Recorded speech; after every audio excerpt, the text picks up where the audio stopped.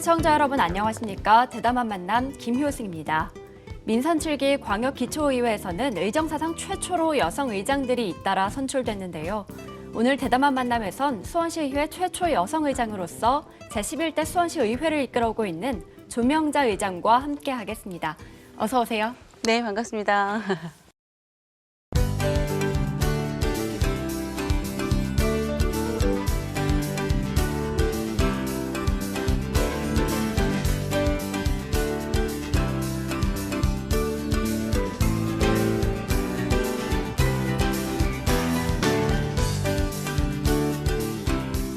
벌써 임기의 3분의 2 정도가 지난 것 같아요. 시간 정말 빠른 것 같은데 좀 어떠세요? 그렇죠.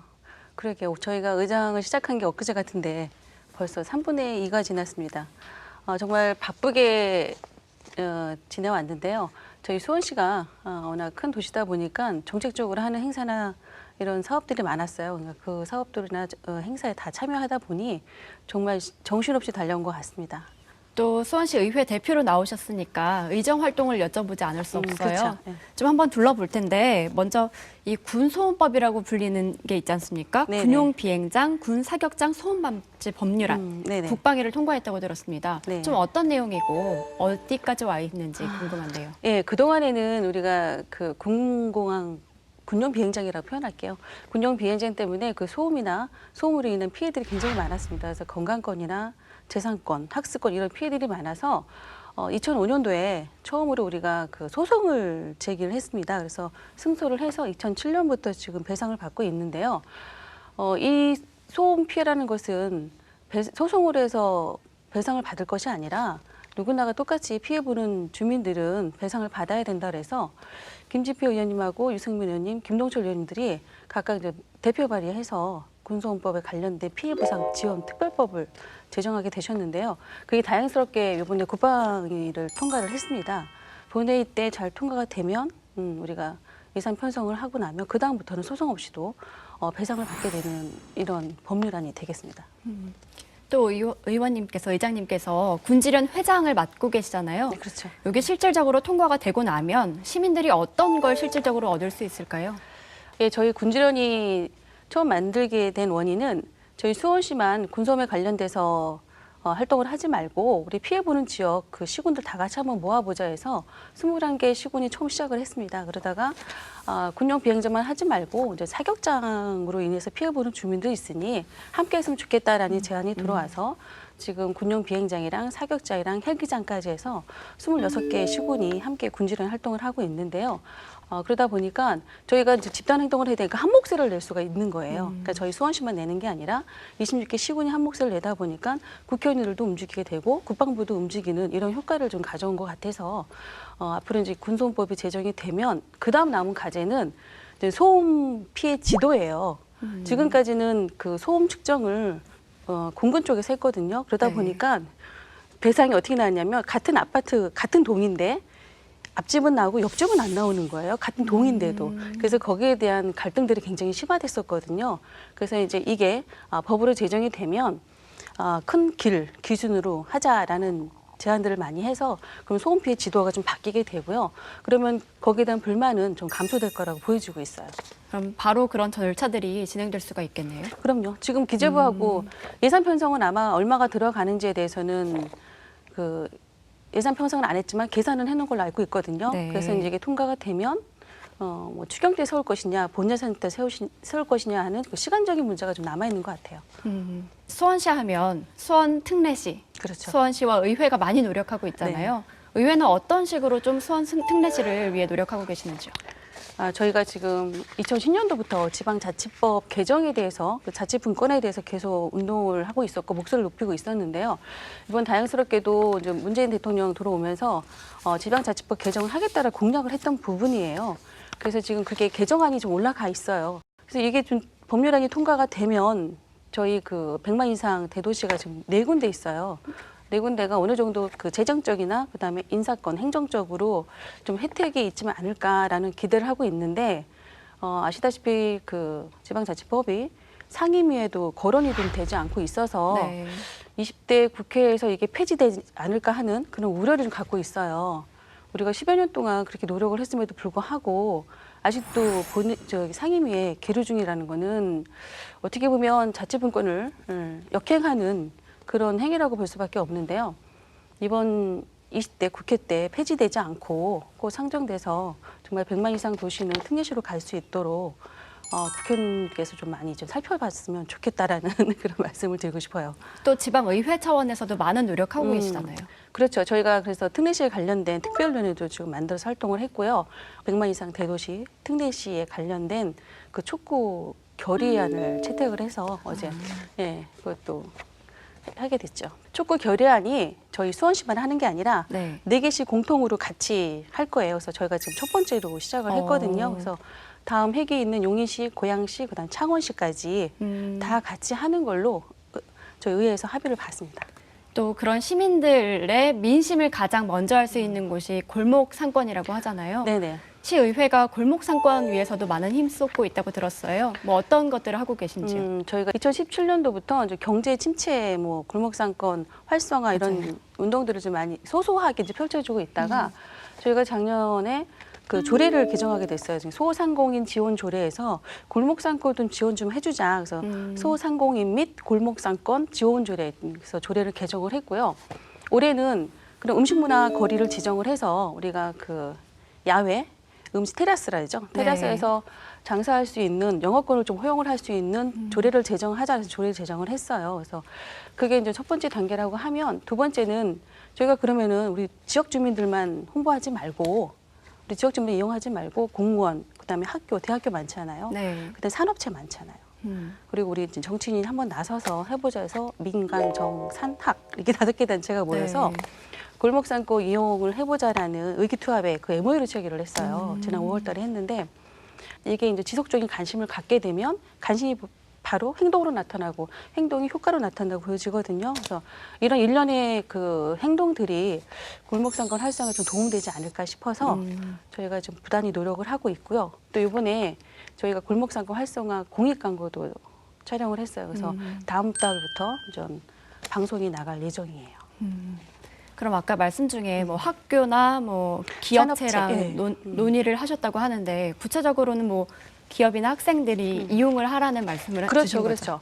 우리 수원시 갔는데 5개 대학 있잖아요. 그래서 그 주변에 있는 상권을 좀 이용 좀 하자. 학생들도 어쨌든 식사하러 밖으로 나와야 되고 동아리 활동 후에 그 모임 장소도 학교 주변으로 좀 이용을 했으면 좋겠다. 라고 제안을 해서 거기 이제 총장님들이 그러면 적극적으로 우리도 주변에 있는 상권을 이용하겠다라고 해서 그래서 그런 자리를 좀 마련하게 된 거거든요. 공무원들도 각 과별로 담당 동이 있어요. 사회복지과가 세로동이다, 세로 1동이다 그러면 이제 내가 우리 담당하는 동에 가서 한 달에 한 번씩 그 상권을 이용해 주는 거예요. 그래서 그런 캠페인을 지금 벌이고 있거든요. 그래서 점점 관심을 갖고 많이 참여하게 되면 골목 상인들도 이게 대한 그 피부로 좀 체감하지 않을까 하는 기대를 좀 갖고 있습니다. 어떻게 보면 운동이네요, 말하자면. 그렇죠. 또 보면 수원, 오산, 화성 이 세 도시가 뭐 생활권으로 겹쳐져 있다고도 하고요. 산수와 상생 협약 산수와. 이런 걸 맺었다고 하던데 어떤 내용인지 궁금해요. 우리가 오산, 화성, 수원은 옛날부터 한 뿌리였다. 그리고 네. 정조 역사 문화권에 있는 하나의 공동체라는 얘기들을 많이 해서 민선 5기 때부터 우리가 산수화라는 그 상생위원회를 만들어서 활동을 시작을 했죠. 그래서 지금은 어떻게 활동을 하냐면 교통, 그다음 교육, 환경 쪽에서 우리가 함께 공동으로 가자. 그래서 왜 2년 전에 자유학교제 생겼잖아요. 그 자유학교제에도 오산에 있는 학생들이 수원에 와서 그 체험도 할 수 있게 이런 좀 협약식을 거쳤고요. 또 나아가서는 우리 긴급 재난이 있을 때 수원에 재난이 있으면 그 수원시만 하는 게 아니라 화성에서도 도와줄 수 있고 오산에서도 도와줄 수 있는 그런 시스템을 만들자 해서 이제 그거 두 번째로 그 계약을 했고 협약을 하게 됐고요. 정보통신 기술에 대해서 우리 4차 산업혁명도 도래됐으니 이런 정보를 같이 공유하자라고 해서 거기에 대한 또 협약식도 이루어진 걸로 알고 있습니다. 그래서 어려운 사항이 뭐가 있는지 그 도와줄 게 무엇이 있는지 서로 이제 상생 발전할 수 있는 하나의 기구체라고 보시면 될 것 같아요. 그럼 산수와 상생협력협의회 구체적으로는 뭐 어떤 성과들이 좀 있을까요? 일단은 아까도 말씀드렸듯이 교육 관련돼서 서로 이제 정보를 네. 주고받고 체험 활동도 같이 할 수 있고 뭐 특성학교에 관련돼서는 도제 교육도 함께 할 수 있는 이런 장을 열어놨기 때문에 학생들한테 큰 도움이 될 것이라고 보여지고요. 교통에 관련돼서도 우리가 이제 길을 낼 때 여기는 경계가 화성이고 여기는 수원이라서 수원까지만 도로를 내게 네. 되면 화성 시민들 불편하잖아요. 그러니까 우리 같이 함께 길을 내자. 그래서 같이 이용할 수 있게 하자. 그래서 그런 교통도 있고 그다음에 버스 편도 네. 우리가 그 화성시가 어디죠? 반정동이라고 있어요. 네, 네, 망포동 바로 옆에가 화성시 반정동인데 마을버스 거기까지밖에 안 와요. 아. 그러니까는 이용하는 시민들이 망포역까지 오고 싶은데 이거를 연장 좀 해달라. 그래서 그 버스 연장을 해줬어요. 생활권이 연결될 수 있게. 그렇죠. 교통으로 이제 연결이 됐으니 생활권도 연결이 되는 네. 거죠. 이제 그런 식으로 우리가 상생 협약을 통해서 우리 시민들을 위한 생활권에 대한 혜택을 많이 준다라고 보여주면 될 것 같아요. 최근에 그럼 지자체들이 좀 협력 사업을 많이 벌이다 보니까 네. 이런 희소식들도 나오고 있잖아요. 뭐 용인이나 화성이나 경계 문제들이 많이 네, 있었는데 예. 하나둘 해결되고 있다는 소식이 들려와요. 네, 맞습니다. 좀 그런 성과들을 설명을 좀 해주시죠. 예, 먼저 여기 수원 용인 경계 조정이 확정이 돼서 지금 그 통합권이 확보가 된 상태입니다. 그게 이제 2012년도에 처음 그 용인 영덕동이죠. 용인 영덕동 청명 센트러빌 단지에 사시는 학부모님들이 이 학생들이 200m에 있는 초등학교를 놔두고 용인시라는 이유 하나만으로 8차선 도로를 걸어서 1.2km 떨어져 있는 학교를 다녀야 되는 거예요. 그러니까는 위험성의 문제도 있고 거리의 문제도 있어서 거기 있는 학부모님들이 여기 있는 저희 지역만큼은 수원시로 좀 편입을 해달라라는 민원을 제기하게 됐어요. 그래서 이제 그 민원이 불씨가 돼서 움직이기 시작을 했는데 올해 시 그다음에 도 행안부까지 다 통과가 돼서 청명 센트러빌 아파트 단지 주민들이 환영식을 해줬어요. 감사하다고.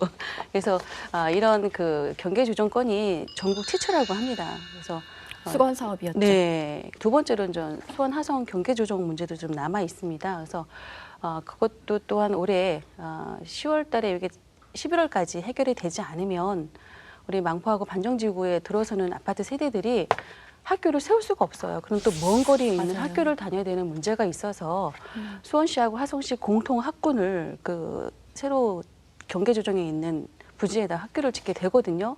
그래서 이 경계 조정이 되지 않으면 많은 애로사항이 생기고 입주하고 나면 또 많은 집단 민원이 생길 거라 보여지기 때문에 미리 경계 조정을 통해서 우리 시민들에게 좀 생활 편리성을 제공을 하자라고 해서 경계 조정에 관련돼서 얘기를 하고 있는데 올해 안에 꼭 돼야 됩니다.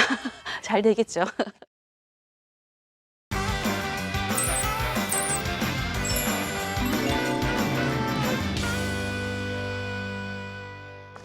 네, 대담한 만남 수원시의회 조명자 의장과 함께하고 있습니다.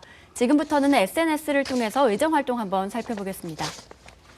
SNS에 보니까 고기 목살인가요? 고기가 좀 예, 목살이에요, 보여요. 목살. 예, 돼지 저건 목살. 어떤 내용일까요? 저희가 이제 아까 골목상권 활성화를 위해서 저희 여러 가지 활동들을 하고 있잖아요. 그 중에 일환이 또 SNS 활동이에요. 저희가 그 과에서도 네. 저희가 골목상권을 이용을 하면 SNS 홍보를 해주자라고 제안을 했고 그 제안된 내용을 가지고 우리가 지도를 만들자. 골목상권 지도를 만들어서 배포를 하자 해서 지금 그런 활동의 일환으로 저희가 맛집을 가게 된 거죠. 갔는데 식사를 하고 네네. 거기 사진을 올려주는. 올려서 홍보를 해주는 거죠. 근데 진짜 목소리 너무 영상도 멋있어요. 올리셨는데요. 왜 이렇게 그림으로 보는 거 하고 네. 소리를 듣는 맛이 더 그쵸, 가미가 자글자글 되면 더 맛있잖아요. 그래서 영상도 올렸습니다. 다음 사진 한번 볼까요? 이거는 보니까 스승의 날 같아요. 어버이날, 어버이날이에요. 어버이날. 어버이날. 네. 어버이날 뭐 카네이션도 보이고 어떤 내용일까요? 제가 특성화고인 매항여자정보고등학교를 나왔습니다. 그러다 보니까 이제 특성화에 대한 그 관심들이 많아졌어요. 네. 학교에도 지원도 많이 하게 됐고 그래서 학생들이 자랑스러운 선배를 뒀다고 이렇게 어버이날 카드랑 그다음에 케이크를 가지고 왔습니다. 보통 스승의 날 두지 않나요? 거의 부모님으로 생각하나 봐요. 네, 스승이라기보다는 부모님 같고 선배님 같으니까 어버이날 왔더라고요. 그래서 케이크도 감사히 이렇게 받았죠. 해서. 네, 특성화고라고 말씀 주셨는데 특성화고에도 신경 많이 쓰셨잖아요. 그렇죠. 좀 네. 어떤 내용들을 좀 하셨어요? 여기 특성화고 학생들은 진학이 목적이 아니라 취업이 목적이기 때문에 거기에 관련된 자기 소질 개발이 굉장히 많이 필요하잖아요. 그래서 거기 지원을 많이 해줬고요. 그러니까 특성화고마다 뭐 우리 학교는 바리스타를 하고 싶어요. 그러면 그 바리스타 실을 만들어주고 재료비 지원을 해줬고요.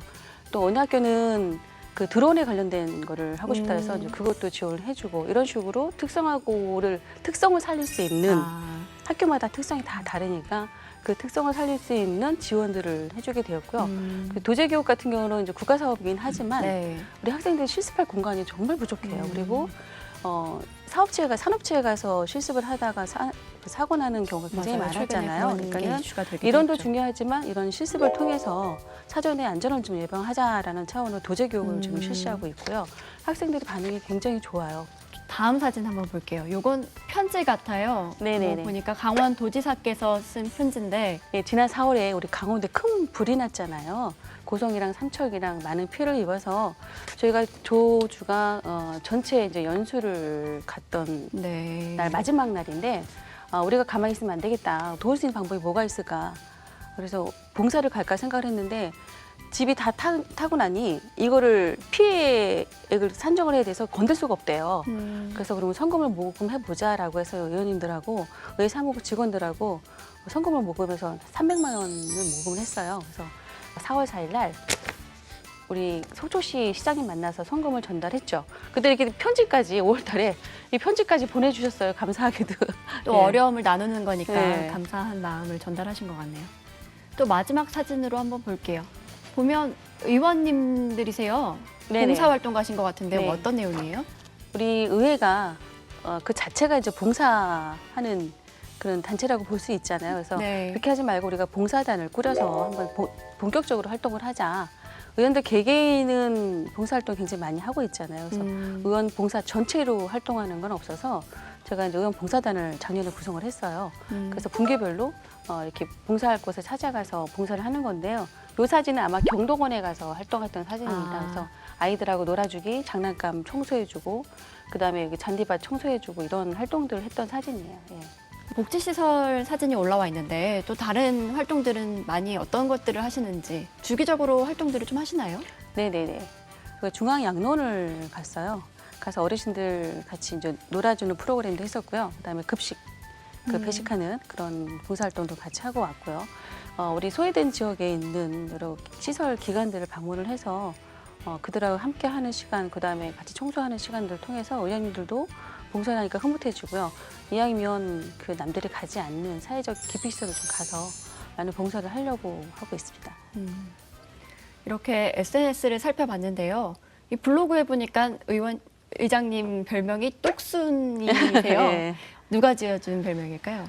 초선 활동할 때 제 성격이 어떤 민원이 들어오면 네. 제가 이제 끝까지 해결을 해주는 이런 성격이다 보니까 제가 재선 선거 나올 때 지역 주민들한테 그 개인적인 자리에서 제가 내년에 재선을 나가야 되는데 슬로건을 뭘로 할까요? 라고 여쭤봤어요. 그랬더니 거기 앉아 계신 어떤 어르신 한 분이 일 잘하니까 똑순이로 해 이러는 거예요. 그래서 똑순이 괜찮은데요? 해가지고 이제 세류동 똑순이라고 슬로건을 걸고 재선 때부터 나왔어요. 그 다음부터 이제 지역 주민들이 이제 똑순이라고 불러주고 그 전에는 이쁜이라고 불러줬어요. 초선 때는 왜냐면 제가 이제 경로당을 많이 네. 다녔거든요. 그러다 보니까 또 잘 웃어주시고 하시니까. 어머니 아버님 굉장히 좋아했어. 우리 이쁜이 왔어. 맨날 그러시다가 이제 똑순이로 바꾸고 나니까 아이 우리 똑순이 왔어 하고 또 이렇게 이뻐해 주시더라고요. 그러니까 이 똑순이라는 이 단어가 또 굉장히 친근감이 가고 일 잘하는 그런 이미지가 또 포함되어 있는 것 같아요. 그래서 남들도 다른 동료 의원들도 똑순이 정말 잘 졌다고 칭찬하고 있어요. 제 트레이드 마크입니다. 또 이렇게 의정 활동을 하다 보면 되게 많은 분들을 만나시잖아요. 그렇죠. 그동안 만났던 분들이나 뭐 활동에서 기억에 남는 것들이 좀 있으실까요? 복지기관을 정말 많이 다녔어요. 그러니까는 혼자 다녔어요. 우리 수원시에 있는 복지기관들을 이렇게 공무원들 같이 간 게 아니라 혼자 이렇게 다녀봤어요. 근데 정자동에 있는 주간보호시설이에요. 이게 이제 어린이 전용으로 지었던 건물이에요. 그러다 네. 보니까 굉장히 건물이 그 아이들이 지내는 공간이 굉장히 협소해요. 근데 얘네들이 성인이 된 거예요. 갈 곳이 없는 거예요. 그래서 그냥 이 친구들을 같이 돌보고 있는데 공간이 너무 협소하다 보니까 그 옆에 조그만 땅이 있어요. 그래서 이쪽으로 좀 증축을 했으면 좋겠다라고 그 원장님이 말씀을 하시더라고요. 그렇게 얘기한 지 3년이 넘었대요. 그래서 그러냐고. 그러면 제가 들어가서 한번 살펴보겠다라고 해서 옆에 있는 놀이터에다가 증축을 합시다. 그래서 우리가 설계비랑 예산을 세웠어요. 어머. 근데 우리 도시계획 심의위원님들께서 그러지 말고 다시 신축을 합시다. 어차피 이 건물도 30년 된 노후 건물이니 우리 다 그 철거하고 더 넓게 더 많은 아이들이 이용할 수 있게 신축을 합시다 해가지고 신축을 하게 됐어요. 너무 뿌듯한 거예요. 그래서 이제 이것도 하나의 큰 성과라고 볼 수 있는데 저는 정말 감사한 거는 왜 장애인 시설이 들어온다 그러면 지역 주민들이 굉장히 기피하잖아요. 근데 거기 지역 주민들은 오히려 기피하지 않고 찬성해 주셔서 제가 그때 설계 끝나고 나서 간담회를 통해서 지역 주민들께 정말 감사하다고 인사드렸어요. 이런 일이 수원에 좀 많이 좀 있었으면 좋겠습니다. 또 의장님 하면 최초의 여성 의장으로서 많이 주목받으셨잖아요. 좀 그동안 어떠셨어요? 힘든 점도 많으셨을 것 같은데. 일단 첫 번째로 힘든 점보다는 즐거웠습니다. 최초 여성 의장이라고 관심을 많이 네. 좀 가져주신 부분에 대해서는 정말 감사드리죠. 근데 이제 최초이기 때문에 좀 잘해야 된다는 이런 부담감이 없잖아 있어요. 왜 그동안 남성 의장님들이 하던 것보다는 뭔가 좀 달라야 되지 않을까. 라는 마음가짐이 있어서 좀 더 섬세하고 꼼꼼하게 살펴보려고 많이 들여다보니까 이제 그런 부분들이 좀 개선되는 게 보였고요. 그래서 저는 여성이기 때문에 좀 더 다른 모습으로 다가갈 수 있고 좀 더 친근하게 다가갈 수 있는 장점을 가졌다라고 보여지기 때문에 늘 최초가 아닌 최고의 의회를 위해서 뛰려고 하고 있습니다.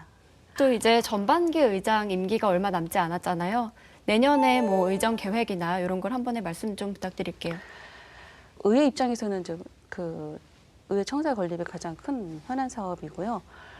그다음에 이제 지역화면으로 들어가 보면 연무동하고 세로이동이 도시재생 뉴딜 사업으로 선정이 됐어요. 그러니까 저희 동권은 국토부에서 하는 사업이고 연무동권은 경기도에서 하는 사업인데 두 곳이 다 동시에 선정이 돼서 내년에 이제 이 사업을 집중화시키면 일단 단순하게 도시만 재생시키는 게 아니라 골목상가 활성화도 같이 가려고 해요.